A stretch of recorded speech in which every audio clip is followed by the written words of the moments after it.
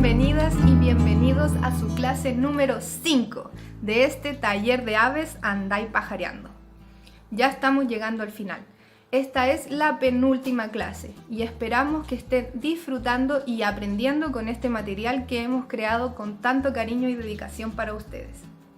En la clase anterior vimos cómo buscar, descargar, registrarse y usar la aplicación eBird.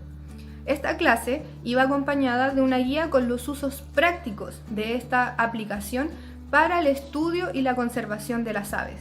Además, iba con material de apoyo, como lo es la guía de uso de eBird en Chile de la ROC.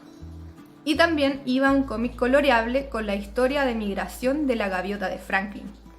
Ya veremos qué tiene que ver la historia de migración de esta gaviota con la clase de hoy.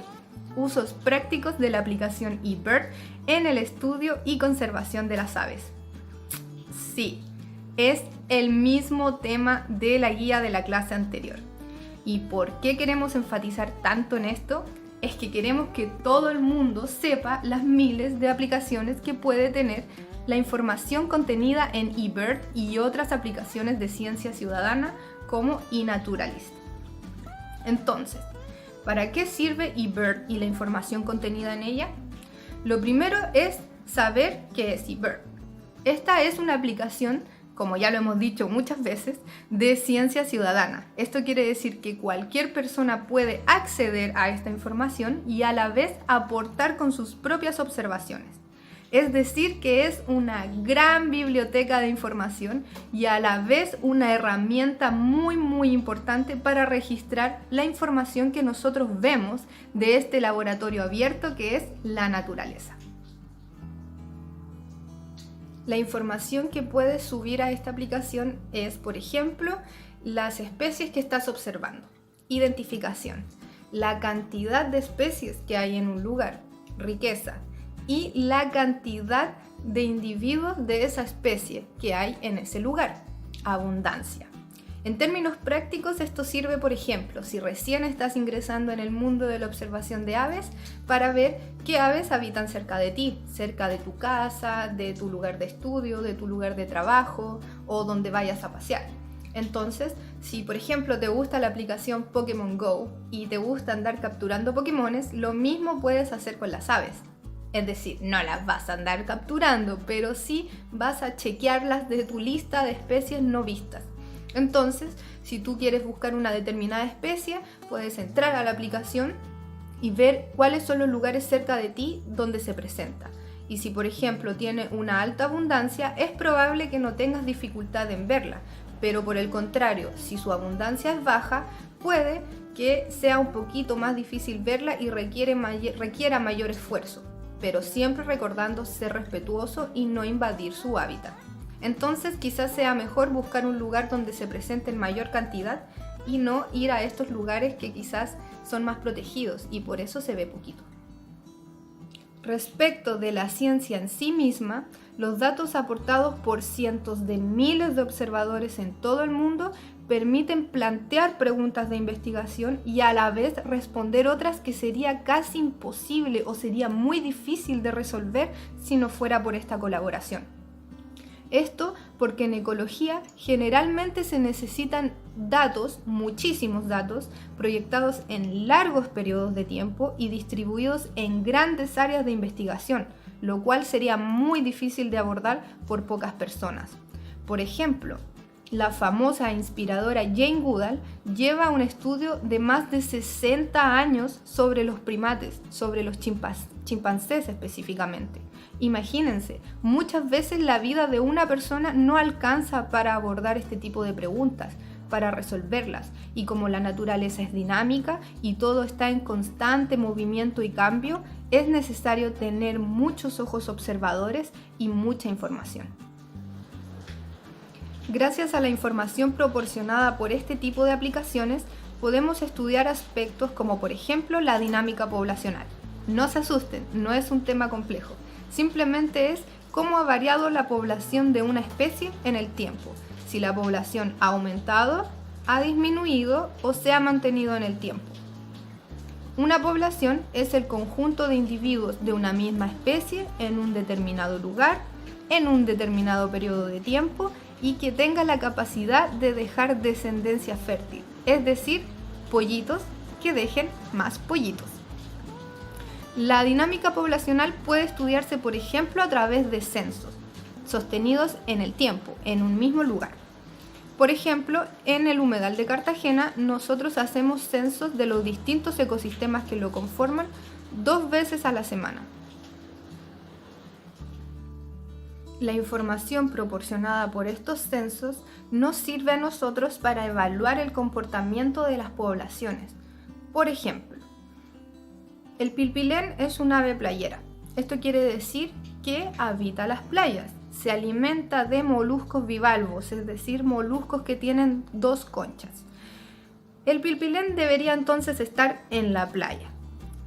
Pero nosotros podemos con estos censos observar que su población en la playa cambia según la época. Durante el invierno se mantiene relativamente estable con sus juveniles que han nacido durante la época anterior, y al llegar la época estival, al llegar el calorcito tipo octubre, la población de pilpilén comienza a disminuir en las playas y comienza a aumentar dentro de la laguna de Cartagena, que está protegida por un cerco perimetral. ¿Qué quiere decir esto? Por ejemplo, de esta información se puede desprender que algún impacto está ocurriendo en la playa durante esa época y coincide con la llegada de los veraneantes. La gente comienza a ocupar las playas, comienzan a llegar los vehículos motorizados y el acoso humano, y por lo tanto esta ave que normalmente debería estar en la playa debe buscar refugio dentro de la laguna de Cartagena, la cual no es su hábitat natural. Ahí no está el alimento que ellos necesitan, y a la vez se produce un problema de aumento de la población dentro de la laguna. Las aves que deberían estar ahí, como son las acuáticas, los patos o las garzas, comienzan a perder su espacio por la llegada de estas aves que buscan refugio dentro de la laguna. Entonces nosotros todo esto lo podemos evaluar gracias a los censos, pero no existe esta oportunidad en todos lados. No en todos lados hay una municipalidad que entrega fondos para que se lleven a cabo este tipo de investigaciones. Por ejemplo, hay lugares inhóspitos en los que solo llegan los veraneantes o los turistas, mejor dicho, y son ellos los que pueden colaborar. En vez de ser una amenaza, podemos transformar esto en una colaboración para proteger a las especies. Entonces, por eso es tan importante el uso de este tipo de aplicaciones. Otro de los aspectos que puede ser estudiado gracias a la información proporcionada por este tipo de aplicaciones es la distribución espacial. Este es el rango físico donde comúnmente se distribuye o se puede ver una especie. Este rango físico puede ser todo el planeta, como lo es para las especies cosmopolitas, puede ser un continente, varios países, una ciudad o un riachuelo en Calama. Este es el caso particular de la ranita del Loa, un anfibio único de nuestro país, es decir, endémico, y que solo habitaba este lugar. Este ecosistema fue destruido, se desecó debido a la sequía y las amenazas por parte de las mineras. Esto generó que esta población muriera en gran parte. Solo unos ejemplares se salvaron gracias a la motivación de un grupo de investigadores que lograron captarlas a tiempo y llevarlas al Zoológico Nacional, donde están siendo recuperadas para volver a repoblar el ecosistema que ellas necesitan. El problema está que, ¿qué pasa con ese ecosistema? Ya no existe. Entonces vamos a tener que encontrar otro ecosistema para ellas. Y esa es la tarea de todos nosotros, protegerlos.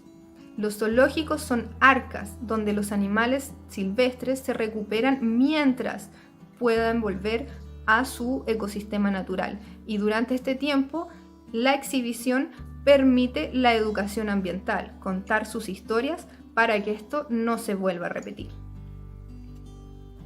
La distribución espacial nos permite saber si una especie está aumentando su lugar de distribución o si está disminuyendo.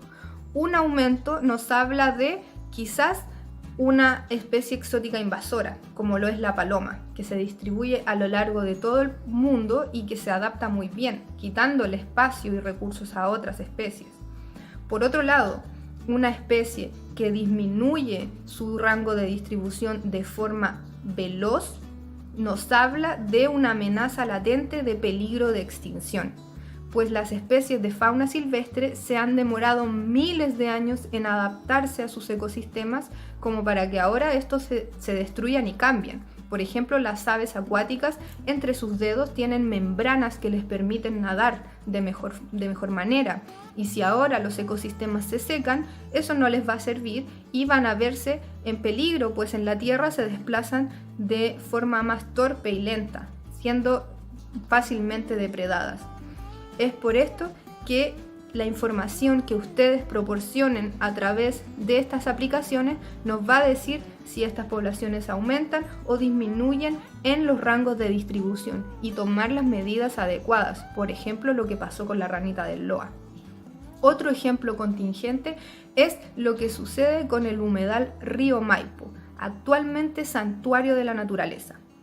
Este lugar tiene una gran cantidad de aves y por eso fue nombrado como un sitio de importancia para la protección de las aves. Este fue uno de los argumentos que permitió protegerlo legalmente a través de la figura de santuario de la naturaleza, y no habría sido posible hacerlo sin la información proporcionada por eBird. Finalmente, otro de los aspectos que se puede estudiar con este tipo de aplicaciones son las migraciones. Existen animales, como las aves, que deben recorrer grandes distancias para llevar a cabo su vida. Por ejemplo, el zarapito y la gaviota de Franklin son especies que habitan Norteamérica, lugar donde se reproducen y crían a sus bebés. Pero durante el invierno el alimento escasea y deben viajar grandes distancias hasta las costas de Chile y Perú para descansar, alimentarse y recuperarse para una siguiente temporada reproductiva.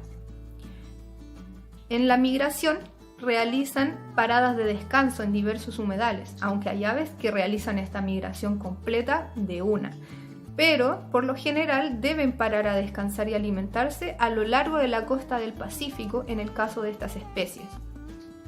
Y aplicaciones como eBird nos van a permitir saber si estos lugares permanecen ahí, si ellos siguen llegando a estas áreas, si cambiaron estas áreas, y si cambiaron nos permite preguntarnos si a lo mejor está ocurriendo algo en las áreas normales. También nos sirve para saber si se atrasó o se adelantó la época migratoria, cosa que está cambiando mucho durante este periodo debido al cambio climático y el calentamiento global. Entonces, con estas aplicaciones podemos obtener la información necesaria para generar preguntas de investigación y con estas respuestas tomar las medidas apropiadas. A veces ni siquiera tenemos que tener la respuesta, simplemente con la pregunta ya sabemos que algo hay que hacer. No podemos esperar a tener la respuesta para hacerlo. Por eso también les dejamos esta historia sobre la gaviota de Franklin, pues ella realiza 8.000 kilómetros de viaje para llegar a nuestras costas a descansar y no es posible que nosotros no se lo permitamos. Tenemos que ser respetuosos con nuestro entorno. Estas aves están disminuyendo. Incluso en el humedal de Cartagena hemos notado que sus migraciones se están atrasando y no están llegando en la misma cantidad, lo cual puede ser por un tema específico de nuestro humedal en el que no están sintiéndose cómodas, o puede significar también que simplemente la población de estas especies disminuyó drásticamente y eso es lo que va quedando, lo que va llegando. Antes de terminar, quisiera darles un último ejemplo de cómo todo está tan conectado. Durante el tsunami que nos afectó durante el terremoto del 2010, muchas especies de aves migratorias que estaban en nuestras costas murieron, no alcanzaron a escapar. Y esto produjo que llegaran menos a sus sitios de nidificación, a su tierra natal, allá en Alaska, en Estados Unidos, Canadá. Y esto generó que al no estar ellas, no se alimentaban de ciertos insectos o microcrustáceos que eran su alimento natural, aumentando drásticamente su población. Y la gente se empezó a ver afectada por los insectos que estas aves no se comieron. Entonces, algo que pasa aquí en Chile afecta a Norteamérica, algo que pasa en África afecta a Oceanía y en realidad todo está muy hiperconectado. Todo lo que les conté en esta clase es solo una parte de las muchas variables que se pueden estudiar con este tipo de aplicaciones de ciencia ciudadana. Por lo que pueden ver, es un abanico infinito de posibilidades y podemos ayudar de muchas formas a la protección de la naturaleza solo con salir a mirar y anotar lo que vemos. Pero, más allá de eso, también permite entrenar nuestra capacidad de cuestionarnos, de observar y de involucrarnos con la naturaleza.